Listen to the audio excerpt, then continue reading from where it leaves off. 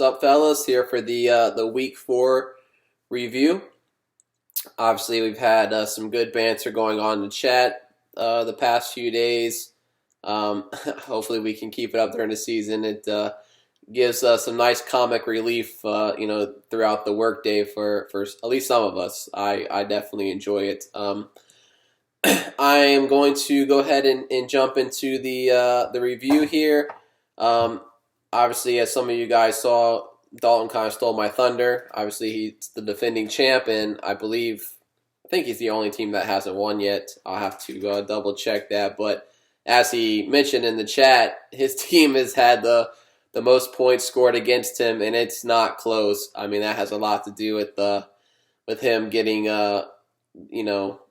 whooped up on as it may be.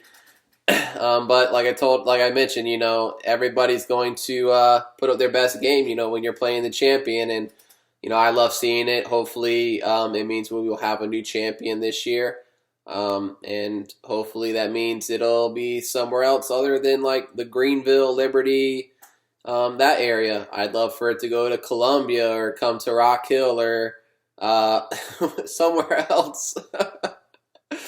That belt needs a new home, so we'll see what happens. But we'll jump into it. The first matchup here, not close.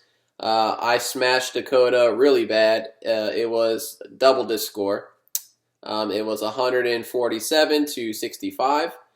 Looking at Dakota's team, he is still suffering from being one of the last teams to pick a quarterback in the draft. Because he already lost Trey Lance, and so now he had to pick up waiver wire guys. He threw in Mariota, who got him 4 points. He does have one of the best running backs in the league so far this year with Barkley. Got him 17. Jamar Chase struggled on Thursday night with 10. Jalen Waddle struggled with 5, so I was very happy with that going into the week, knowing 2 of his top guys only combined for 15. George Kittle didn't do much for him. He did trade away Pitts last week. Rolled with Kittle, didn't do much for him. It is what it is with tight end this year. Didn't have Kamara, didn't have St. Brown in it, because they were both out. So that did hurt his team some. Decided to roll with Mark Ingram. He only got him 6. Latavius Murray vultured the touchdown from him there. Tony Pollard, horrible game, 1.3, nothing else going on there. Had Romeo Doubs on the bench, who got another touchdown with 11. He's got Tyler Algier on the bench, who got him 11, and we'll start seeing some more playing time now that. Give me 1 second, I need to check that email. Now that Cordell Patterson is going to be out for a little while. Don't know where that school is. Sorry, I got an email about referee needed from a very important person, but I am nowhere near Quinnipiac University. I'm not even sure where that is. Probably the Northeast somewhere. Looking at my team here, Russell Wilson finally played well. I really appreciate it, Russ. Hopefully you can play well when my team really needs you to score. Put up 27. McCaffrey got a late garbage time touchdown in that game. It's funny because I was at the game and I left before it happened because the game was already over and trying to beat the traffic. He got 21. Nick Chubb got 20.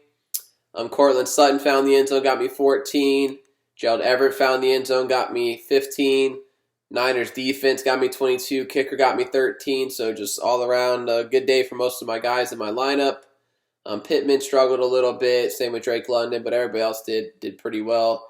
And my bench didn't do anything, nor does my bench ever do anything. I have probably the worst bench in the league. Like, these guys don't ever put up any points, but as long as my starters do, I guess all that matters. Next up, we got Ray versus Jason F. Ray won this one 137-116, so he's able to turn things around after his 2-game losing streak.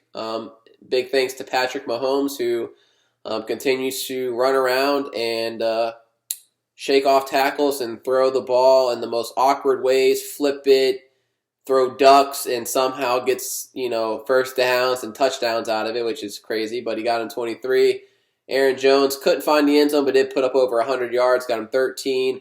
Damon Harris got him 15. Justin Jefferson, after exploding week 1 and then having a dud in week 2 and 3, exploded again here, putting on a nice show for the fans over there in London at the Tottenham Hotspur Stadium. Dropped 26 here. Bunch of single-digit performances from the rest of the guys besides Dobbins, who got him 20. Kicker got him 17. That's massive, when you're in a competitive matchup. Darnell Mooney got 11. Had Aaron Rodgers on the bench with 16, so he definitely played the right quarterback there.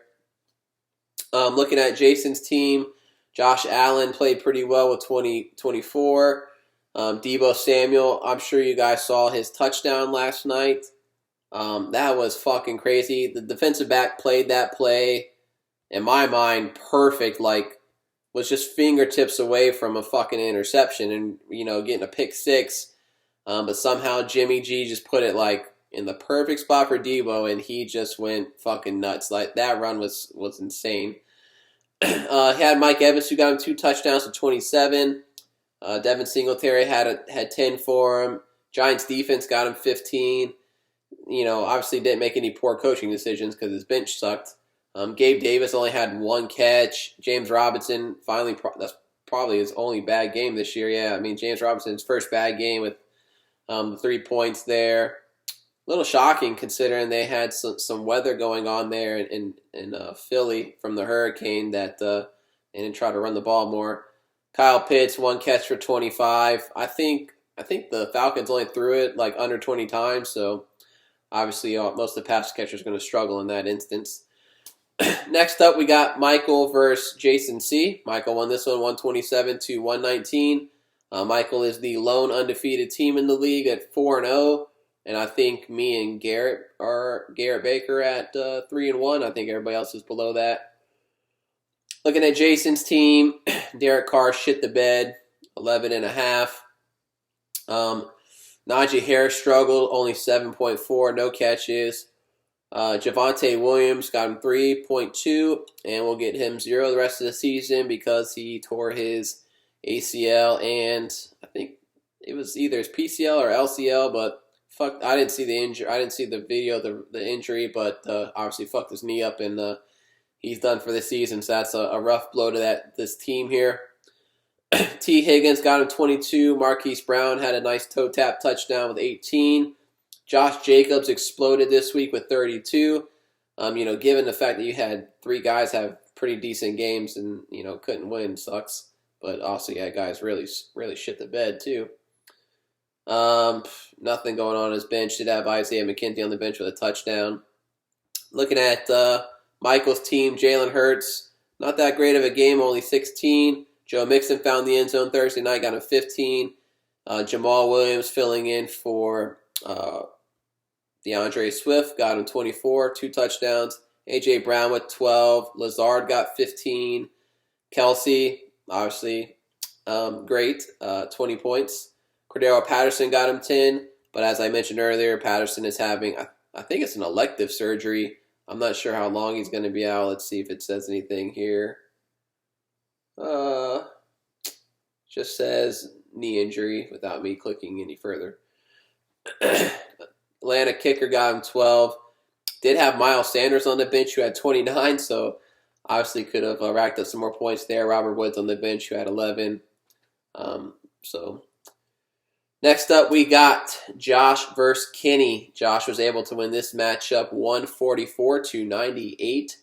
Looking at Josh's team, Joe Burrow with 20. Derrick Henry's, turning it on a little bit with 22, which is a little surprising considering they lost probably their better offensive lineman and Taylor Lewan. But he's getting it done. James Conner got him 9. CeeDee Lamb, even with Cooper Kupp, has produced. I own Lamb in another league, and when Dak went out, I was like, shit, should I fucking trade him? And I didn't, and obviously it's paid off. DK Metcalf had 18. Tyler Higbee, 10 catches for 73. That I didn't realize he had that many catches last night because I think Cooper Kupp had 14 catches. So that's 12 points there for him. CEH got him 22. So big days from a lot of his guys. Jahan Dotson on the bench had a touchdown with 12 points there. Cowboys defense had 11 on the bench, so you got a few more points there.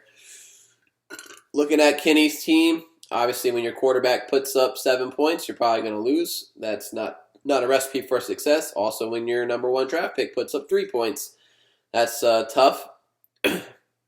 With Jonathan Taylor struggling there. Khalil Herbert got him 11. Obviously, you had to play him with Montgomery being out. Tyreek Hill, 10 catches, 160 yards, 21 points. I'm very curious to see, if him and Waddle can really keep it up with Bridgewater in there. I don't think, honestly, there's a huge difference between him and Tua, so we'll see how that pans out. Brandon Cooks found the end zone, got him 15. Damon Pierce had like a 75-yard touchdown run, which was majority of his points here with 23. And then nothing else really going on here. Mark Andrews struggled a little bit in the game with only 3 points. And that's about it. Nothing to speak of on his bench that's important. Next up, we got Garrett, number 2, or Garrett P. versus Derek. Garrett won this one 124-77. Garrett had Justin Herbert with 21. Breece Hall found the end zone with 15. Ramondre Stevenson had a nice game with 11. Cooper Kupp, his first-round pick, who he picked at pick number 2. 14 catches, 122 yards, 19 points. Just crazy to have that many catches in a game. Jerry Jeudy found the end zone with 13. Adam Thielen, double digits with 11. Pat Freiermuth with 12. A lot of his guys putting up double-digit points without even finding the end zone. Good production there. Cincinnati kicker got him 11. Did have George Pickens on the bench, who had 13. With Kenny Pickett getting put in there at starter, I expect Pickens to probably have some little bit better production, given that him and Pickett probably worked a lot during the offseason. Looking over here at Derek's team, Lamar Jackson struggled. Obviously, that was a lot of bad weather in that game. Maybe not a lot, but there's some weather in that game. 13 points. Obviously, Bill's defense is tough. Even with the injuries, they're still good. Dalvin Cook got him 10. Playing with that shoulder injury, still able to produce a little bit. Jeff Wilson had a 13 here. His receivers really shit the bed outside of Lockett. Cooper, 1 catch, 9 yards. McLaurin, 2 catches, 15 yards. Lockett did get him 10. Dallas Goedert got him 10. Bucks defense got him -1, so that's rough. Justin Tucker got him 11. Did have Daniel Jones on the bench, who had 22 points. Did have 2 rushing touchdowns out of him. But obviously you're going to play, Lamar Jackson. Has Montgomery out. Has DeAndre Swift out. I don't know why he has 3 quarterbacks on his team, but it is what it is. At least one of them's on IR, so we'll see if he keeps that up. Maybe he's just hoarding quarterbacks from Dakota. I don't know. Last matchup we have here is Garrett, number 1, or Garrett B. Garrett Baker versus Dalton. Garrett won this one 158-94. Looking at Dalton's team, he actually finally had a good game out of Tom Brady with 25. Now, I don't know if this is true. I did have a coworker tell me today that Giselle and Tom have both hired divorce lawyers. I didn't obviously look online for anything. I never got any kind of notification on my phone regarding this, so I don't know if it is actually true. But if so, like I told him, I said, I imagine if they are splitting up, it's Giselle's doing. I just don't see Tom. I mean, I don't know. I mean, I'm just judging Tom Brady. I just don't think he's the guy that would do that. But you never know. And if it's not his choice, it may affect him. Like, I don't know. Or he may just, like, it may just help him play better. He may just be like, a big fuck you, and now I can focus on football. Like, I don't know. But we'll see. He did have a nice game here as he's starting to get his weapons back with 25. Zeke got him 9. Kareem Hunt got him 8. Devontae Adams had his first game without a touchdown with Derek Carr in quite a while. 9 catches, 101, 15 points. Diggs was kind of held in check with 8. Allen Robinson continues to suck. He wasn't good last year at the Bears. There's a lot of hype with him obviously going to a much better team. But there's no connection there. Stafford, I don't even know if he's any good anymore.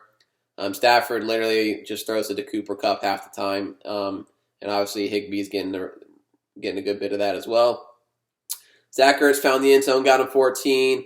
Melvin Gordon, negative 1.2, had a fumble, and they were starting to play Mike Boone quite a bit. Now, obviously, with Javonte Williams being out for the year, Melvin Gordon's going to, get a decent role there, but he hasn't really been playing too well this year. He's had some fumble problems. He is not going to be the bell cow, in my opinion. I think Mike Boone, or they just signed Latavius Murray, they're going to get some run too. I mean, he'll get 60, 70% of it as long as he can hang on to the fucking ball. But so obviously a little bit of benefit there. And then thinking about it, I could have probably got him in a trade last week from Dalton, but it's okay. Had Godwin on the bench, who played his first game with 9 points. Holy shit. He had TJ Hawkinson on the bench, who had 36. I mean, I guess Hawkinson and Ertz are kind of a toss-up there. I probably would have went with fucking Hawkinson because Seattle's defense is not good. And with all the injuries to all the receivers, you would have had to think that they're going to have to target Hawkinson. I played Hawkinson in DraftKings, so it worked out pretty well for me there. Looking at Garrett's team, Kyler Murray continues to run around like a toddler. It's funny to see in person as well, but he is very, very quick and shifty. Like, I saw he ran on a run around the end one time. The defender had the beat on him. He literally stepped to the inside, one step, froze the defender, and beat him to the outside. I was like, holy shit. All right. Austin Eckler had a big day here. 3 touchdowns, 32 points. Leonard Fournette had negative 3 yards and somehow got 15 points. So I imagine a lot of receiving work. Yeah, 7 for 7 for 57 yards because he couldn't run the ball at all. DJ Moore was targeted quite a bit in the game, got him 9 points. The Panthers' offense is fucking atrocious. I think Ben McAdoo's got to be the worst offensive coordinator. They don't throw the ball more than like 15 yards down the field. Defenses can just bring their safeties in. It makes it very difficult for McCaffrey. There's no faith in Baker. If Sam Darnold gets healthy, I wonder if they swap it out because Baker's just complete garbage. Mike Williams was a big day, 7 for 120, 16 points. Chris Olave continues to play well, got in the end zone with 15. Rashard Penny had 28. Bills defense got him 8.